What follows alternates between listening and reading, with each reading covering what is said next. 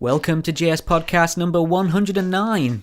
I'm Stephen Knight, and this will be the first interview episode of 2018. So I hope you're all getting through January and you all had a great New Year's Eve. Very pleased to welcome Britt Hermes to the podcast. Britt is somebody whose work I became aware of around 2016. She was at a skeptic conference in my home city, QEDCon. Her blog actually picked up the Occam's Award, courtesy of the Skeptic magazine. So Britt used to be a naturopathic doctor. After some time in this field, she realised it wasn't all it was cracked up to be, to say the least. And now with her insider knowledge, she actually spends her time debunking a lot of the practices and challenging a lot of the pseudo-scientific claims made in that field.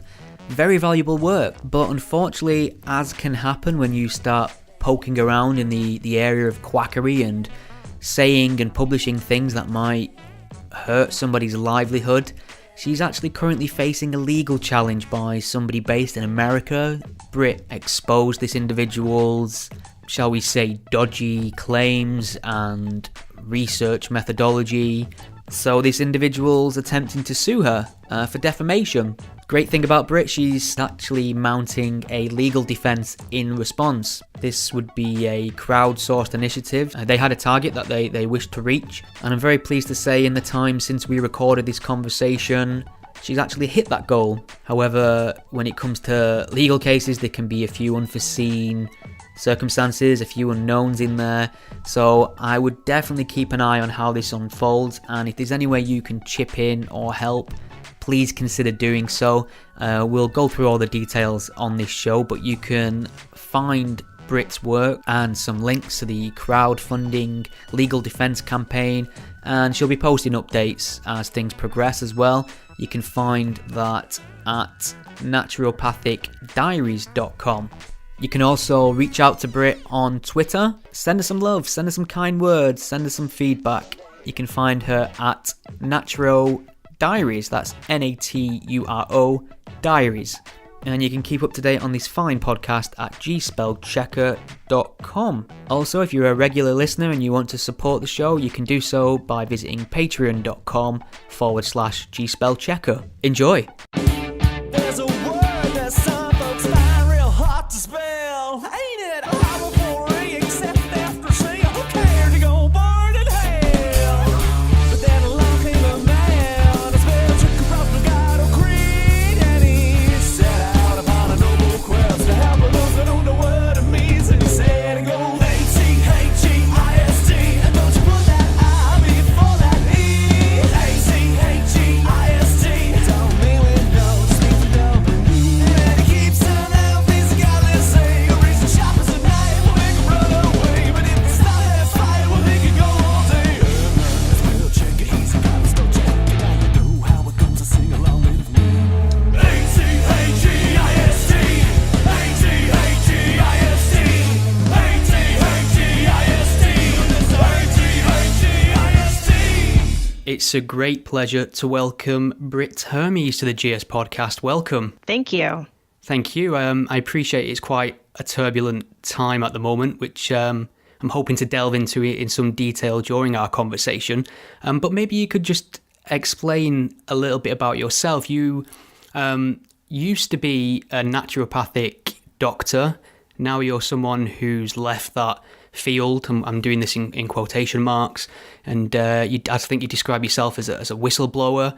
But maybe you could just explain to my listeners what naturopathy is and if I've actually pronounced that correctly. Yeah, you can pronounce it in a few different ways, but that's how I pronounce it, is naturopathy or naturopathic medicine, also in air quotes. So I was licensed as a so-called naturopathic doctor in Washington State and then in Arizona State. So for a total of 3 years, from 2011 until 2014. And with that license and in those states, because it does vary state to state in the US and depending on which province you are in Canada, and there's also some differences in the UK. But where I practiced, I was allowed to call myself a physician. I was allowed to more or less run a sort of general practice I saw children, I saw grandparents, Wow. I was allowed to give vaccines, I did wellness visits, I did pap smears and health checks and everything you would expect your regular GP to do. What makes naturopathy unique is that the license also allows naturopathic practitioners to use any kind of alternative medicine that they want. So under that umbrella falls things that we are very familiar with, like homeopathy, for example. We could also do chiropractic type techniques. Massage falls under that. The use of herbs and botanicals in replace of pharmaceuticals falls into that group. And also really esoteric things like iridology or using astrology to make health predictions and the laying on of hands. What's iridology? Iridology is looking at the iris and making health predictions, diagnoses, and treatment recommendations based on what the iris looks like. Wow.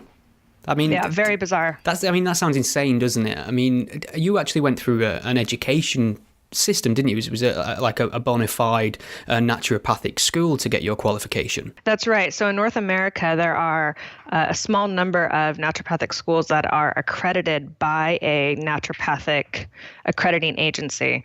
So this agency is made up of naturopaths, of course, and then people who are very sympathetic to alternative medicine. So I believe there's chiropractors on the board and perhaps other alternative practitioners.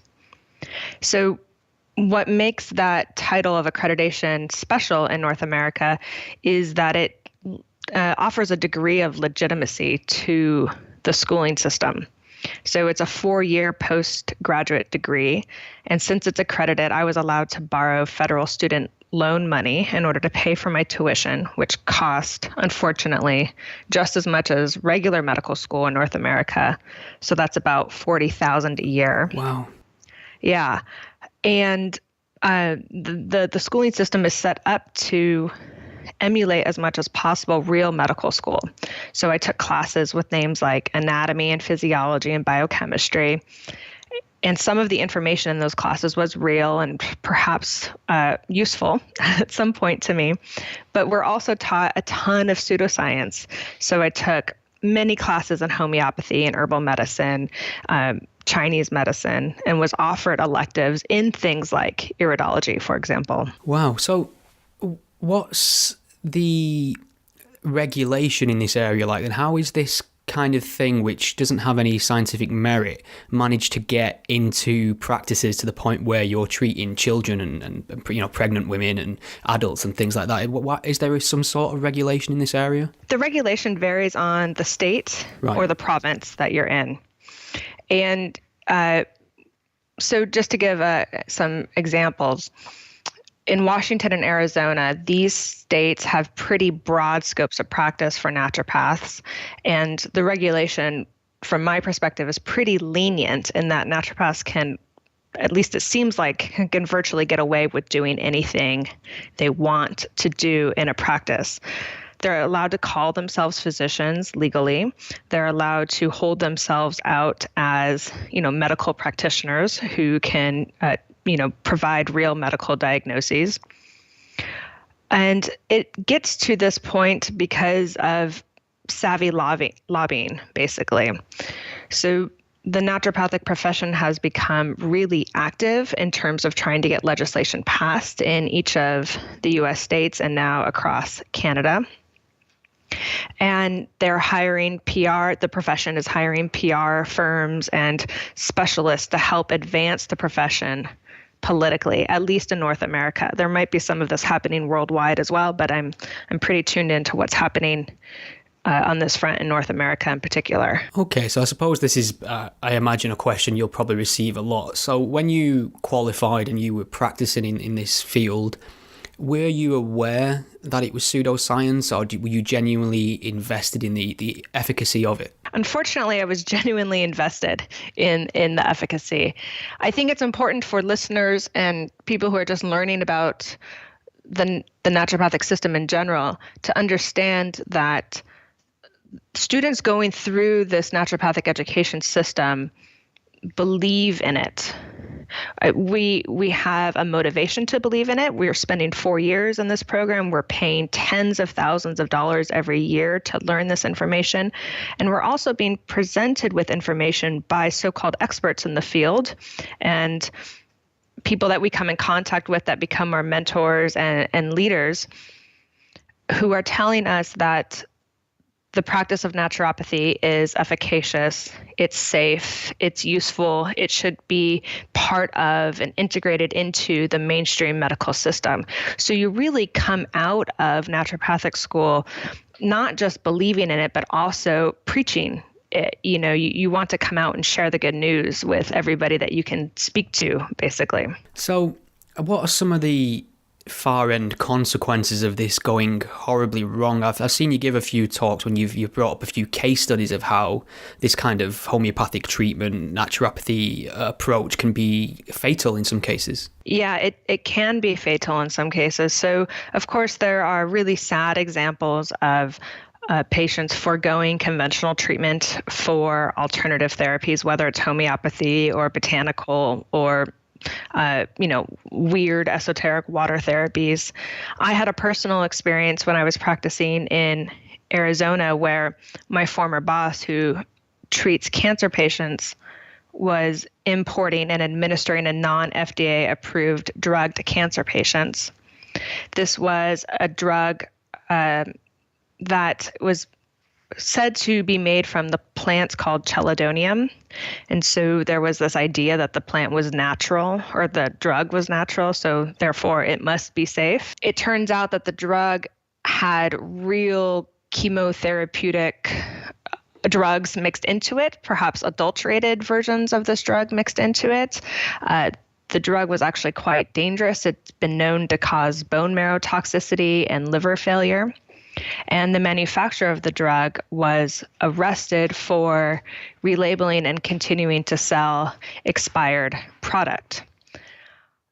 So I have firsthand experience, seeing vulnerable patients with cancer, in some cases advanced stages of cancer, buying into the nonsense that because something is natural or because it's recommended by a so-called natural practitioner, that therefore it must be safe. When in fact, in this instance in particular, my former boss, and actually with my assistants under his medical orders, we were delivering a very harmful substance to very sick patients, some of whom died while receiving treatment. Now, we don't know that this drug hastened the death of these cancer patients, but it certainly makes me feel sick to think about it, that perhaps it did. Yeah, I can imagine. So is this something that can lead to convictions? Is this something that's ever investigated by the state? Yeah, well, this is a good question. It gets back to your regulation question, so because naturopathy is regulated differently in each state and each province, it's sort of up to, whoever's in charge in that state. And Arizona has a reputation for really, in my opinion, being fairly lax when it comes to these types of regulations. So I reported my former boss to the Arizona Naturopathic Board. The board did a very cursory, superficial investigation, and then delivered my former boss a letter of reprimand, which in my opinion is just sort of like a slap on the wrist consequence. It said, we recognize that you were doing this thing that you should not have been doing, which it was actually a federal crime to import a non-FDA approved drug and give it to patients like he was. So we recognize you've been doing this federal crime. Don't do it anymore. And the board even mischaracterized what was happening, and they said that my boss had voluntarily stopped using the drug, when in fact the drug had stopped arriving in the mail from overseas, either because the FDA had confiscated the packages coming into the country, or perhaps because the manufacturer of the drug had been arrested in Austria for these charges of fraud. And so it seems to me every time I look at examples of naturopaths being reported to the board and these types of investigations going on, that the board seems to act in a way to protect the naturopath and the profession rather than patients. Is this individual that you reference, is this individual still practicing, do you know? Oh yeah, he's definitely still practicing. That's incredible, isn't it? Yeah. So at some point then you must have realised all wasn't well in this field. It's not what you thought it was. And how did this start forming in your mind? When did you realise that actually I've been fed some lies here? I had this terrible experience, with my former boss, which was very scary and very upsetting. And I sought, professional advice about how to deal with it. I found myself in a lawyer's office and getting legal advice about how to proceed, which of course included quitting the practice, confronting my boss, reporting him to the naturopathic board in the state, and I also reported him to the Attorney General. I spoke to a mentor of mine in the naturopathic field who was a very important person in my life and is a former president of the American Association of Naturopathic Physicians. And he told me to basically get over it, that what had happened with my former boss and this cancer drug was not that big of a deal, and I was blowing it out of proportion because I was a naturopath after all. That made me incredibly sad. I then sought information from the internet, did some good old air quote research. And I looked for other resources and other support systems. And this is when I found Trick or Treatment, Alternative Medicine on Trial by Simon Singh and Edzard Ernst. It's a great book. A fantastic book. I read it. It took me a long time to get through it. I had to go chapter by chapter, and it was really emotionally painful, but I got through it. I read Science-Based Medicine, and I reached out to some people. I reached out to Dr. Ernst, and I reached out to John Bellamy at Science-Based Medicine for support. And they were incredibly sympathetic and supportive and helpful for me. And with time, I began to realize, with the help of these new resources and also by having my eyes opened in a way that allowed me to sort of critically analyze the profession as a whole, I realized that I didn't want to be part of the naturopathic profession anymore. I realized that the naturopathic profession was actually full of examples of unethical and fraudulent treatment, and that to show up and go to work every day and to recommend these therapies to patients would be medical fraud. Yeah, so you've had this enlightening moment and you realise that you can't do this anymore. At what point did you start either pushing back publicly against it, and in what form did that take? I began blogging about this experience in about February 2015, so almost 3 years ago. And what had happened was I left the profession. So I had that whole experience with my former boss and left the profession from the spring through the end of 2014. I got engaged. I got married right at the end of 2014.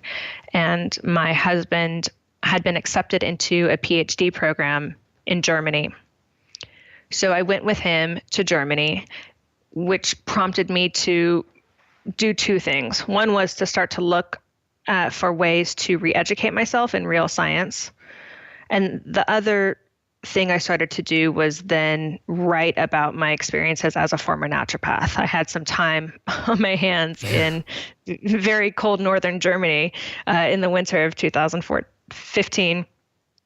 And so I realized I had all of my course syllabi, I had all of my naturopathic documents and class materials and all of this information from being in the profession for so long. And I wanted to really understand how I fell for the trappings of naturopathic medicine, and if what I believed about the profession was made up in my head, or if this rhetoric, that naturopathy is safe and good and natural is better, had been fed to me by the profession.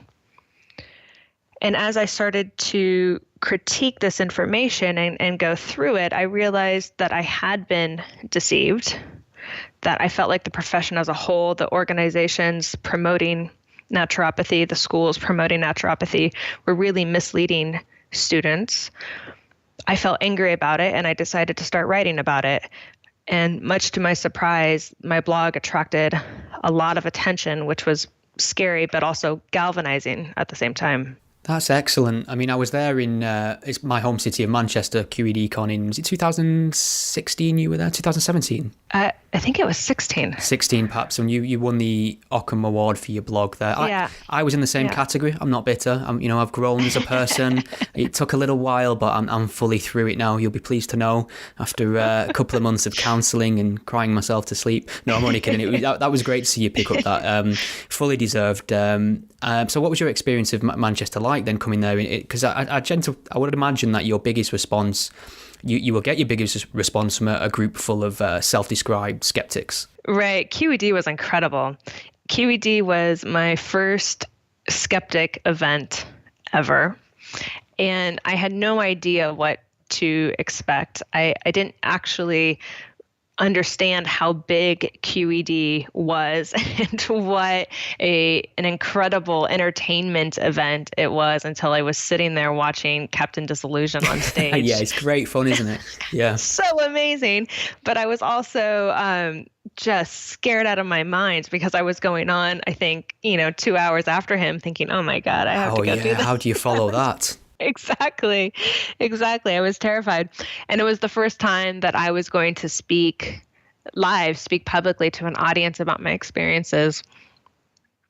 And the reception that I received at QED was incredible. It was something that I will absolutely never, ever forget. And QED will forever feel like my skeptical home because of that. I think it was truly a special experience for me. Yeah, it was a great talk, and I was there to see that, and the reaction was incredible. So it's great to see that kind of support for you're almost like a homeopathic apostate in that sense. Totally, yeah.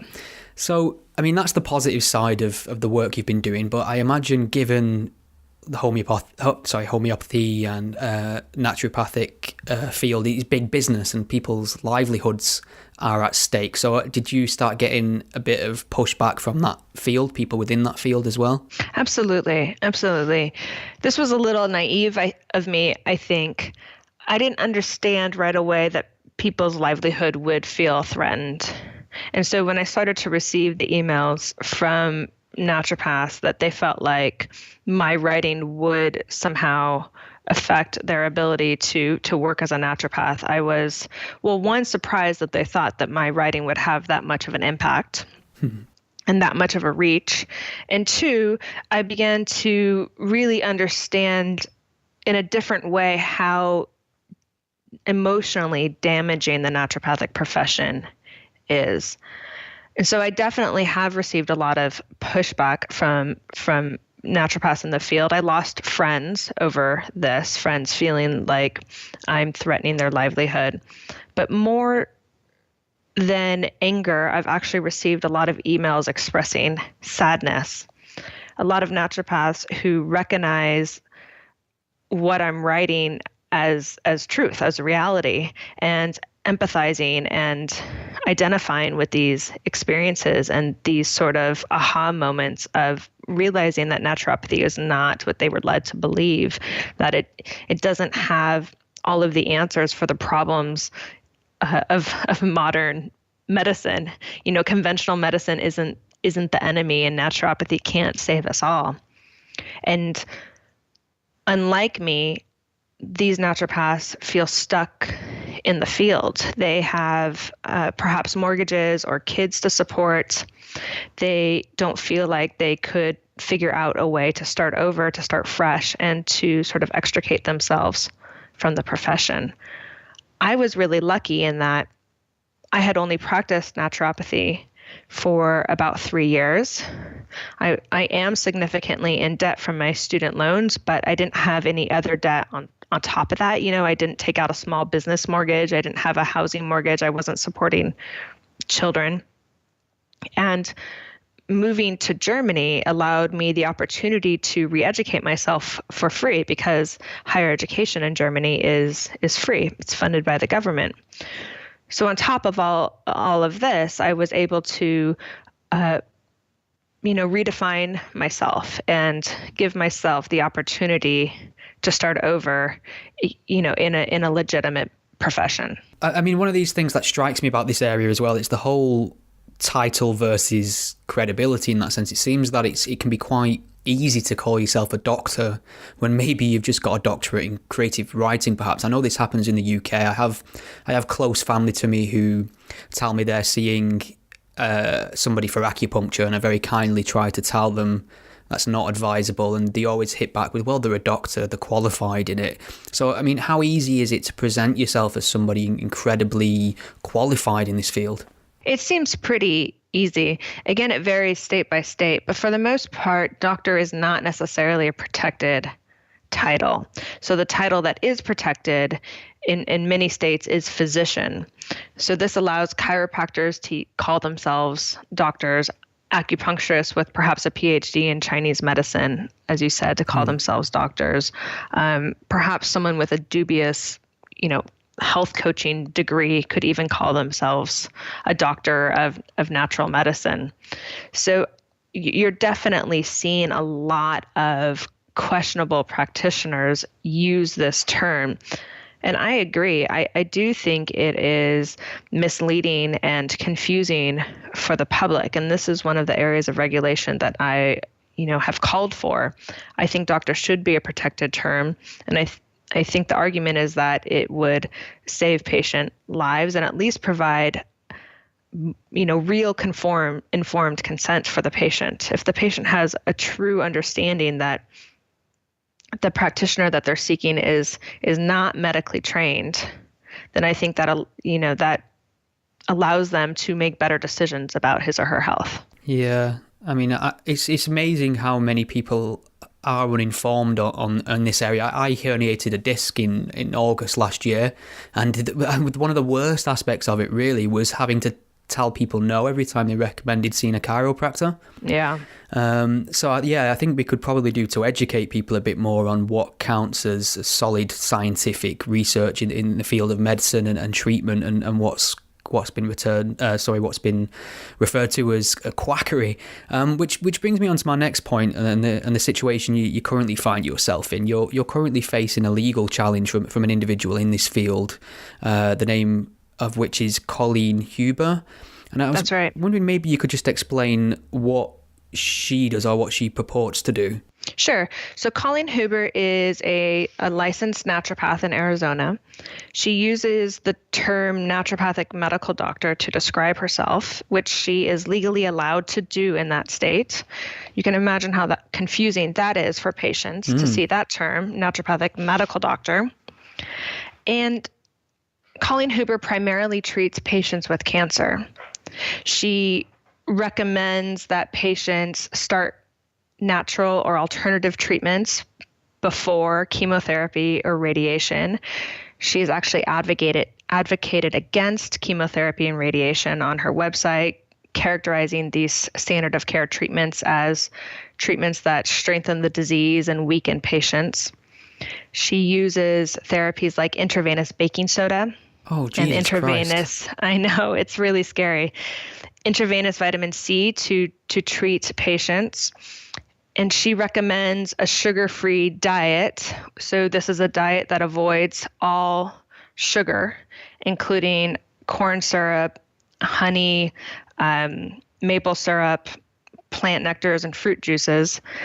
And she makes pretty remarkable claims about her treatments.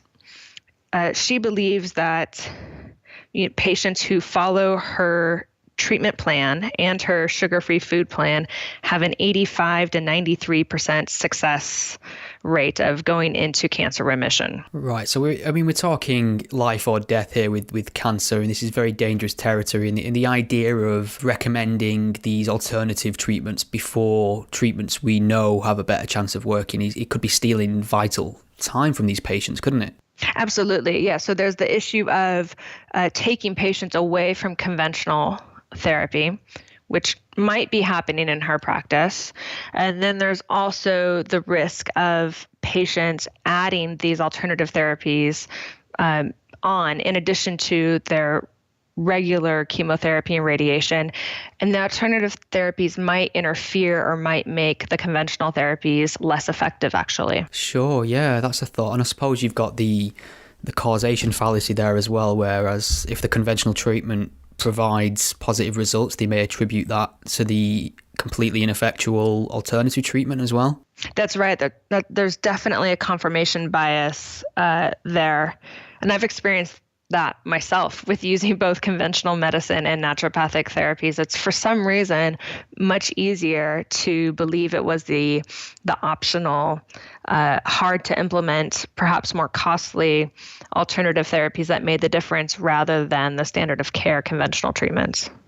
Okay, so with a lot of people who make these kind of claims, I imagine some come from their training in this area and think these are legitimate, effective medical treatments. And sometimes there's a lot of spirituality woven in with this kind of treatment, I find as well. Talks of auras and, invisible energies and things like that. Is this something that maps onto this particular case that you're aware of? Spirituality, I haven't seen anything like that in this particular case. What really struck me about Huber and sort of prompted me to write about her was her research on her therapies. So what I find so interesting about her, and actually other naturopaths like her, is that they are providing the illusion of scientific research backing whatever it is that they're offering. And so Huber in particular conducts her own research, which I think has some pretty significant methodology flaws and some ethical concerns. She self-publishes her research on her website and also in what looks to be like predatory science journals. And then she uses this self-published research to justify what she's doing, which is totally, way off base from the conventional standard of care. So I don't really see spirituality and sort of this substitution for God and religion in this particular case. But you're absolutely right. I think there are a lot of overlaps between seeking natural medicine treatments and sort of this, and these religious undertones, like substituting God for nature, so to speak. Yeah, so when you did start writing about this individual, when was this? When was the first time you published something about her? I published a blog post on science-based medicine about her Naturopathic Institutional Review Board, which is an ethics committee, in 2015. I don't remember specifically talking about Huber in that post, but she was probably mentioned because she's a co-founder of this ethics committee and currently serves as the secretary for it. And then I wrote about Huber specifically in December 2016. And that's where I heavily criticized her use of alternative cancer treatments and her so-called research. So is this the target of her legal challenge then? Yeah, the target is exclusively from this December 2016 blog post on my website. Other bloggers have written about her and she's been criticized by other people online, but I'm the only one that she's going after legally. So how long, so you say you published this in December 2016, which is quite some time ago. How long before you heard from her on this article? Right. I received a cease and desist letter from her in the summer of 2017. So I believe it was the middle of August 2017. And then my lawyer responded to the cease and desist letter. And then she responded to my letter by filing a lawsuit in September of 2017. A good while afterwards, I would say.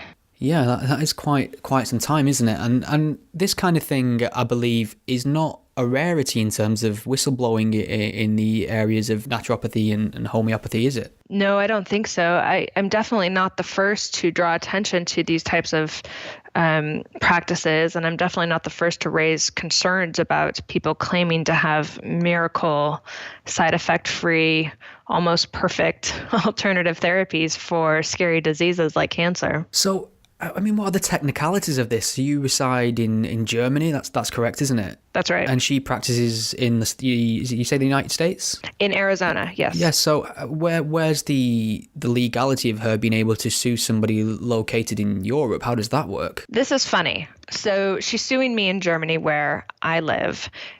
Germany, in Kiel, Germany specifically, so, in the state where I live up in Kiel, Germany has some pretty archaic, and I was going to say funny, but more than funny, I think pretty archaic defamation laws. So defamation is still a criminal offense in Germany, which is scary to think about. And the way that I understand the law in Germany is that actually anybody reading anything in the country can sue in Germany for defamation, which sort of makes no sense, because if you think about it, if you're an airline passenger and you bring an article over to Germany on the plane, and now you're in Germany reading that article and you're personally offended by it, you could theoretically sue the author of that article for defamation if it's about you. I think that this is definitely outdated, and I would like to see these laws changed to reflect the era of the internet and the fact that we can read anything anywhere in the world these days. I suspect that I'm being targeted here in Germany rather than the United States because Germany doesn't have any anti-SLAPP protections. So SLAPP is an acronym that stands for Strategic Lawsuit Against Public Participation. And states like Arizona have pretty strong anti-SLAPP laws that prevent people from bringing frivolous lawsuits against people who are publicly participating or critiquing public figures. And I would argue that Colleen Huber is definitely a public figure. She's built quite an online presence for herself and refers to herself as a keynote speaker and an expert in naturopathic cancer care. Wow. Well, I'm very surprised to hear Germany has those very stringent laws. Given their history, you'd think they'd be a bit more open to criticizing systems nowadays. But I mean, it does kind of parallel with the UK where I am. I mean, we have very notoriously strong libel laws, and people can sue individuals in the UK from America and things like that. I think I don't know if you're aware of the Scientology expose, the book Going Clear, that was banned in the UK for a long time due to legal requests from the church. So it's just incredible that an institution in America can ban the publication of a book in the UK. So yeah, I kind of envy America quite a lot in that sense with their First Amendment rights. Yeah, that's right. I mean, the UK is famous for libel tourism, I think. Absolutely. So you're currently mounting a legal challenge to this yourself. You're actually going to fight it. You're not going to take the article down, which I won't say that's great. And I think you deserve a lot of respect and praise for that, because it can't be easy. And I can imagine it can be quite jarring to get a legal threat. So I'm very pleased to see you are fighting back against this. So Thank you. You've started a crowdfunding project for legal fees yourself, haven't you? Right. Well, I was approached by Eran Segev, who is the president of Australian Skeptics, and he immediately, offered somehow his support for a legal defense fund. We didn't know what that would look like or what country it should take place in or who should lead it. But Iran just made the point over and over that he wanted to help me support, he wanted to help me fight this case if that's what I was going to choose to do. And after many talks back and forth and thinking about it, I realized that actually if Iran is putting this idea forth, he and Australian Skeptics are the perfect organization to do this because they have some experience raising legal funds in defense of defamation lawsuits. I don't remember the year exactly, but some years ago they helped raise, I think, 40,000 Australian dollars to support a skeptic who was being faced with a similar lawsuit. So Australian Skeptics, in conjunction with many collaborators across really the world, including Steve and Jay Novella at The Skeptic's Guide to the Universe, of course, Michael Marshall from the Good Thinking Society, Claire Klingenberg from the European Council of Skeptical Organizations, all came together and made a fundraising advisory committee and have sort of expertly and in my view, seamlessly put together an incredible campaign for me that has had a ton of momentum and has really drawn a lot of attention from scientists and skeptics across the world. It's been incredible to be at the receiving end of this campaign and the positive comments and encouragement coming from people that I, first of all, respect and look up to. These are leaders in the field. And then also just to, it's really overwhelming, actually. I find myself at a bit of a loss of words to describe how it feels to know that this worldwide community has come together to help raise funds for me to support myself in this defamation case. Yeah, that's incredible. And it's great to hear that people are essentially trying to look out for you, and it's incredible, isn't it, that we're having somebody in America sue an individual in Germany who's then being supported by an organisation in Australia, which is then being supported by a multinational group of people. It seems quite of an extreme situation, which I'm really hoping for a positive resolution, and I'll be keeping a very close eye on it myself. But do you have does this legal fund have a target? Yeah, so we believe, my lawyer and I believe that 50,000 euros should cover me. Of course, unexpected legal costs could arise and the case could drag on for reasons that perhaps I'm not considering at this point. But I think 50,000 euros is a relatively safe target that will hopefully leave me not having to pay any out-of-pocket expenses, which, just to say that out loud, is absolutely incredible to think about. And we're quite close. I believe we are at about 44,000 euros and just over 70,000 Australian dollars, which, again, is unbelievable. The skeptic and science community is awesome. It's unbelievable. And where can my listeners find the link to this fund? So it links from my website, which is naturopathicdiaries.com, but also you can go directly to the donation site, which is skeptics.com.au/Brit Hermes. Excellent. Well, Britt, it's been really great speaking to you. It's been very interesting as well. Is there anything else at all you'd like to get across to my listeners before I let you get back to your afternoon? Just a big, giant thank you. Wonderful. Britt, it's been an absolute pleasure. Thank you very much. Thank you so much. Thank you for listening to the Godless Spellchecker podcast. The podcast is a one-man operation, produced in my spare time away from my day job, and I love making it for you. If you enjoy what you hear, please consider lending some support. The show is entirely listener supported. I don't sell anything, I don't run ads, and given the alternative and unpopular focus of my content, it's very unlikely to find a sponsor. So there are a number of ways you can support and chip in and help improve the show and give me more time to produce more content. You can become a patron supporter and pledge a monetary amount per month or per episode by visiting patreon.com/gspellchecker. If you can't lend monetary support right now, don't worry, there's other ways you can help the podcast too. You can share it on your various social media networks, or take a moment to leave a review wherever you listen to it. Your support is massively appreciated. Thank you. Think we've all learned something here today?